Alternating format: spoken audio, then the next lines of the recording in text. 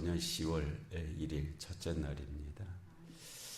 1년으로 이제 단위를 삼기도 하고 달로 단위를 삼기도 하고 또 우리가 분기를 나누어서 1, 4분기, 2, 4분기, 3, 4분기, 4, 4분기 이렇게 세 달을 한 단위로 해서 1년을 가름하기도 하고 그러는데요.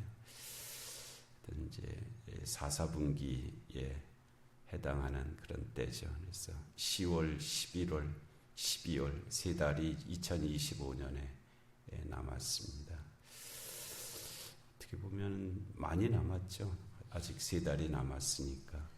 또 한편으로는 이제 9달이 지났으니까 또 많은 시간이 간 그런 시점이기도 하고요.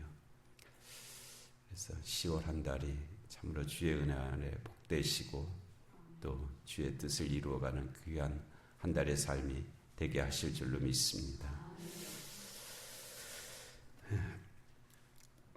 바울이 지금 이제 고린도에 와 있잖아요. 아덴에 있다가 아덴에서 오래 머물지는 않고 이제 고린도에 왔는데 고린도에 와서 아굴라와 브리스길라를 만나게 된 일이 있었고 그렇지만은 고린도전서 2장 3절에 보면 심히 떨고 두려워했다라고 그랬어요. 고린도라고 하는 도시가 갖고 있는 그런 형편 때문에 정황 때문에 그렇게 된 일인 것으로도 보이고요. 또 한편으로는 바울이 몹시 좀 지쳐 있다 하는 그런 느낌도 좀 있어요.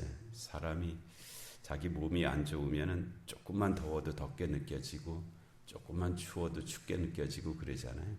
견뎌내는 능력이 약해지면 이제 그렇게 될 수밖에 없는데 바울이 이 빌립보, 데살로니가, 베레아, 아덴을 거치면서 좀 약해졌던 것 같아요. 고린도에 왔을 때는. 그래서 고린도에서 그렇게 심히 떨고 두려워했다라는 그런 고백이 나오게 되었던 것 같고요. 그런데 실라와 디모데가 마게도냐, 이 마게도냐 이제 베레아에 그 두 분이 남아 있었는데 그 두 분이 하여튼 어렵게 고린도까지 찾아왔을 것 같아요. 지금은 뭐 핸드폰이 있어서 나 어디 간다 그래서 실시간으로 위치가 서로 이렇게 전달되는 그런 시대, 이거 아주 이례적인 거거든요. 이건 거의 전지적 시점입니다.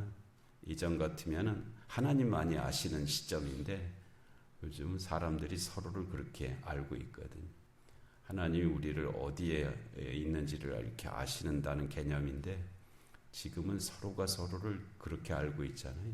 언제 어디에 있다는 것을 서로 알고 지내는 그런 사이, 그런 세상이 되었어요. 근데 이때는 뭐 전혀 알 수 없죠. 전혀 알 수 없는 때.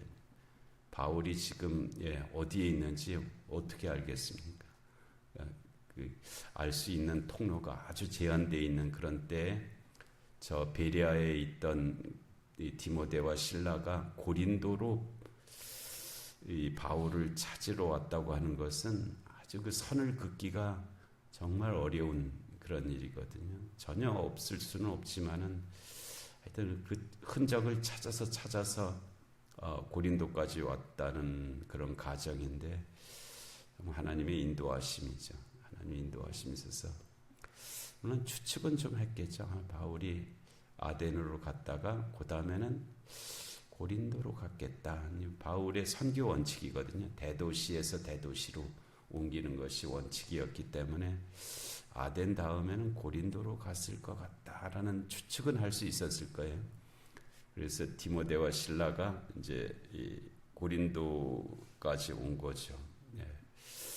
고린도도 비교적 큰 도시이기 때문에 바울이 어디에 있는지를 찾으려는 것도 또 한참 걸렸을 겁니다. 그렇게 해서 하여튼 만나고 나니까 이 5절에 실라와 디모데가 마게도냐로부터 내려오매 바울이 하나님의 말씀에 붙잡혀 바울을 움직이는 힘이 하나님의 말씀이 되었다 그런 뜻입니다. 또 디모데와 실라가 합류한 것이 그 바울을 움직이는 힘이 이 하나님의 말씀이 되었다. 그 순간이 되었다는 그런 뜻이거든요. 우리도 어떤 믿음 좋은 사람 만나면 이런 경험을 하게 됩니다. 믿음 좋은 사람 만나면 세상 걱정으로 짓눌려 있던 심령이 갑자기 하나님의 말씀에 따라서 평안도 누리고 힘도 얻고 그러는 경험을 하거든요. 바울, 디모데와 실라가 바울에게 그와 같은 역할을 한 거죠. 그래서 그때서부터 유대인들에게 예수는 그리스도라 밝히 증거하기 시작했다 했어요. 유대인들이 가장 듣기 싫어하는 말이거든요. 예수가 그리스도라는 말. 예. 말도 안 된다 그랬죠. 어떻게 십자가에서 죽은 사람이 그리스도냐. 예. 그 유대인들이 가장 미련하게 여기는 꺼리는 그런 말인데 바울이 예수가 그리스도라라고 증거하기 시작했다는 거예요. 그러자 뭐 유대인들이 이제 가만히 안 있죠. 항상 어디서나 어느 회당에서나 그랬듯이 바울을 대적하고 비방하고 그러자 바울이 옷을 털면서 너희 피가 너희 머리로 돌아갈 것이요 나는 깨끗하니라 이후에는 이방인에게 하리라. 이것도 좀 바울이 이례적으로 신경질을 내고 있는 그런 모습인데요. 그만큼 좀 바울이 좀 이렇게 앞에서 말씀드린 좀 탈진한 듯한 그런 모습이 남아있는 그런 모습으로 보이는데요. 이 말씀은 에스겔 3장 말씀입니다. 나는 너에게 분명히 경고했다. 이제 이 다음부터 너네 책임이다. 그런 뜻이거든요. 나는 분명히 했다. 말했다는 거죠. 예. 앞으로 너희 죄는 너희 책임이다. 이제 이런 말입니다. 그래서 바울이 이제 계속 고린도에서 말씀을 증거했고요. 이제 회당에로 가지 않고 회당 옆에 있던 디도 유스도라고 하는 사람의 집에서 말씀을 전했고요. 그런데 하나님께서 함께 하셔서 회당장 그리스보와 온 지방과 더불어 주를 믿고 수많은 고린도 사람들도 듣고 믿어 세례를 받는 일이 고린도에서 있었고요. 또 밤에 주께서 환상 가운데 바울에게 말씀하시되 두려워하지 말며 침묵하지 말고 말하라. 이 거꾸로 읽으면 됩니다. 바울이 두려워하고 있으니까 두려워하지 말라 그랬지.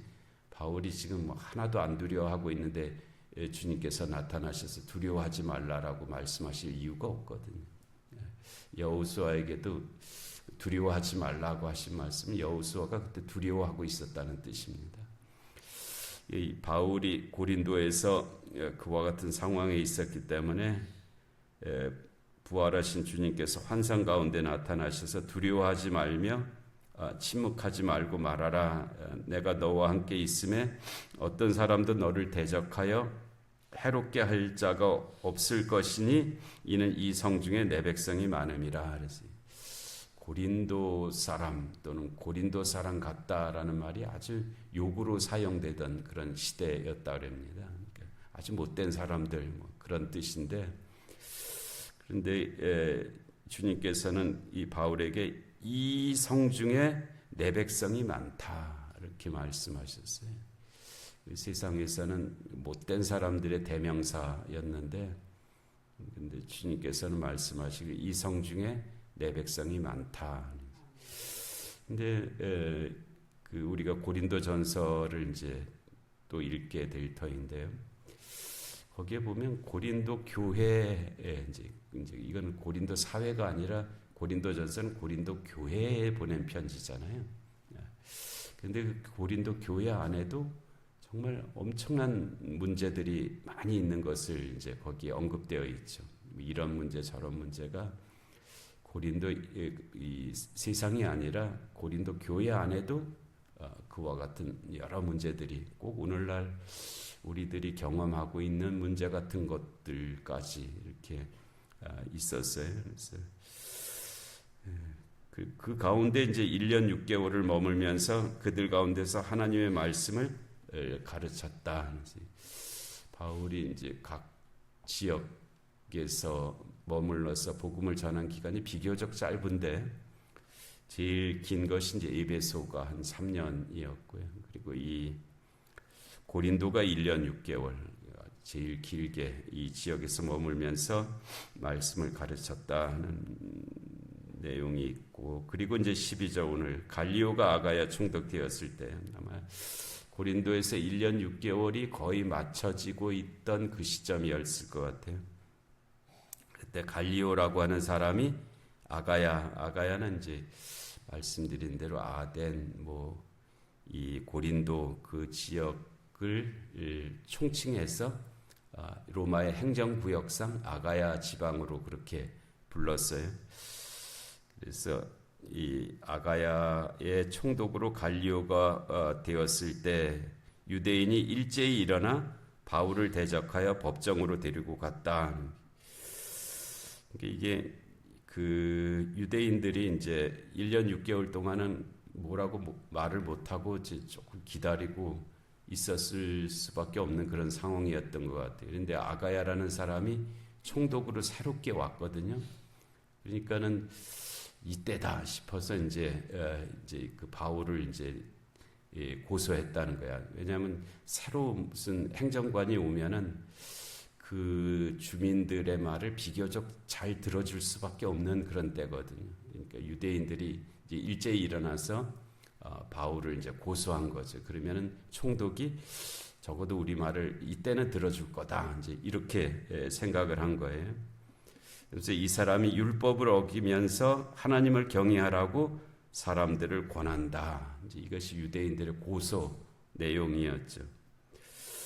근데 이 갈리오가 아가야 총독 되었을 때 요 말씀이 이 사도행전의 연대를 정하는데 아주 큰 기여를 한 그런 말씀입니다. 저도 이 고린도 이 박물관을 다녀온 적이 있는데요. 거기에 그 박물관 중에 비석이 있는데 비석에 갈리오가 아가야 총독 되었을 때가 주후 51년이다라는 기록이 남아 있어요. 돌에다 새겨놨으니까 이제 그 기록이 남아 있는데, 이제 우리나라는 이제 목재 건물들이 주로 목재로 되어 있어서 다 그 흔적들이 이제 지금은 남아 있지 않지만 이 사람들은 이제 돌 문화거든요.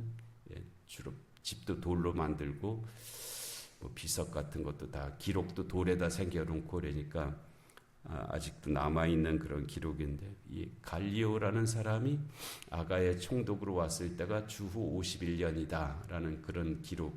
그래서 이 바울의 선교 여정이 이제 그 연대가 결정될 수 있는 근거가 됐죠. 그래서 1차 전도 여정이 47년에서 49년, 2차 전도 여정이 50년에서 52년, 3차 전도 여정이 53년에서 58년 이렇게 추정을 하고 있는데, 그런 추정이 가름될 수 있는 근거가 되는 그런 내용들입니다. 그래서 이 갈리오라는 사람이 아가야 총독이 되었을 때, 총독으로 부임했을 때가 한 주후 51년경이다 하는 거예요.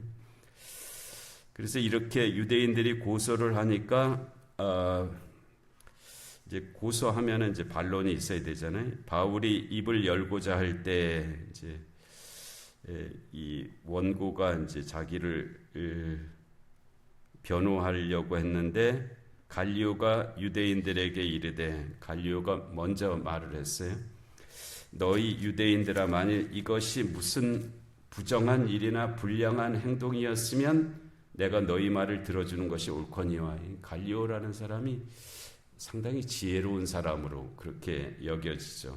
그리고 또 공의로운 사람으로 그렇게 볼 수가 있습니다. 이 당시는 자기의 입장에서는 유대인들의 말을 들어주는 것이 이로운데, 그런 이로움을 택하지 않고 법을 따르는 공의로움을 이제 취했죠.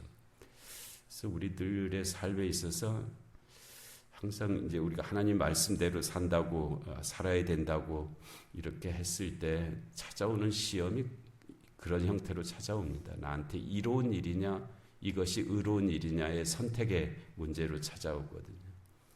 근데 우리가 말은 그렇게 안 하면서도 항상 나한테 이로운 쪽을 택하면서 그렇게 살아갑니다. 나한테 이익이 되는 쪽으로 산단 말이에요.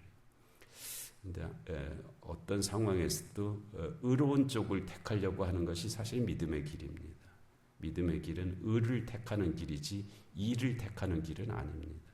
이 갈리오라고 하는 이 사람도 좀 어려운 상황인데 자기 이익을 따라서 하지 않고 의로움을 따라서 유대인들의 그 고소를 이제 요즘 말 기각이죠, 그냥 그렇게 했어요.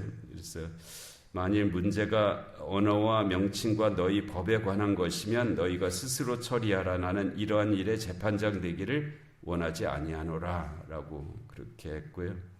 그렇게 결정을 내렸죠. 그리고 그들을 법정에서 쫓아냈어요. 유대인들을 법정에서 쫓아내니 모든 사람이, 여기서 모든 사람은 고린도 그 법정에 와 있던 뭐 행정관일 수도 있고 그냥 다른 사람들일 수도 있고, 유대인들이 그 지역 사회에서 환영을 받는 사람들은 아니었습니다. 어느 지역이든지 유대인들이 환영을 받지는 못했어요. 그래서 여기서 모든 사람들은 유대인들을 좀 꺼려하는 그런 사람들이 포함되었을 것인데, 모든 사람이 회당장 소스데네, 이게 유대인의 회당장 소스데네죠. 소스데네를 잡아 법정 앞에서 때리되, 그래서 이건 좋은 일은 아닌데 하여튼 유대인들이 이렇게 역임을 받고 있었다 하는 것은 엿볼 수가 있습니다. 갈리오가 이 일에 상관하지 아니하니라라고 이렇게 되어 있습니다. 이것도 하나님의 거룩한 섭리 가운데 이제 이루어진 일로 그렇게 여겨지는데요.